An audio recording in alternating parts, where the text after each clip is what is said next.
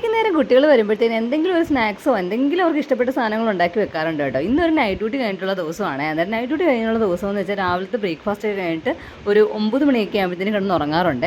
എന്നിട്ടൊരു 1 മണി 2 മണിയൊക്കെ ആകുമ്പോൾ എഴുന്നേറ്റ് ലഞ്ചൊക്കെ കഴിഞ്ഞിട്ട് കുറച്ച് നേരം റിലാക്സ് ആയിട്ട് ഒരു 3:30 ആകുമ്പോഴത്തേന് നമ്മുടെ പരിപാടിയൊക്കെ തുടങ്ങും. അങ്ങനെ ഇതേ പാലൊക്കെ കാച്ചാൻ വെച്ചിട്ടുണ്ട്. ഇന്ന് ഉള്ളി ബജിയാണ്.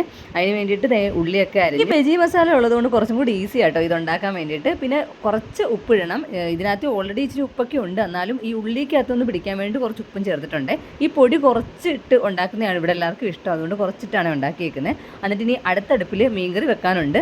അതിനുള്ള ഉള്ളിയൊക്കെ അരിഞ്ഞു വെച്ചിട്ടുണ്ട്. എന്നിട്ട് ഇതേ മീൻകറിയുടെ ചിട്ടിയും വെച്ചിട്ടുണ്ട്. ദേ ഇവിടുത്തെ എണ്ണയൊക്കെ റെഡി ആയിട്ടുണ്ട്. ഒരു 3 എണ്ണം വെച്ച് കുഞ്ഞു ഉള്ളി ബജി വെച്ചിട്ടാണ് ഉണ്ടാക്കുന്നത്. മീൻകറി വെക്കാനുള്ള ചട്ടിയും വെച്ചിട്ടുണ്ട്. ഈ മീൻകറി വെക്കുന്നതിനുള്ള അരപ്പ് ഞാൻ ഒരു 15 മിനിറ്റെങ്കിലും ഒരു കുതിർത്ത് വെക്കാറുണ്ട് കേട്ടോ. മുളക് പൊടി, മല്ലിപ്പൊടി, മഞ്ഞൾപ്പൊടി, ഉലുവാപ്പൊടി, പുളിയും എല്ലാം കൂടെ ചേർത്ത് ആയിട്ടാണ് കുതുക്കാനായിട്ട് വെക്കുന്നത്. എന്നിട്ട് ഇതേ കടുകൊക്കെ പൊട്ടിയതിന് ശേഷം കൊച്ചുള്ളി ഇട്ടിട്ടുണ്ട്.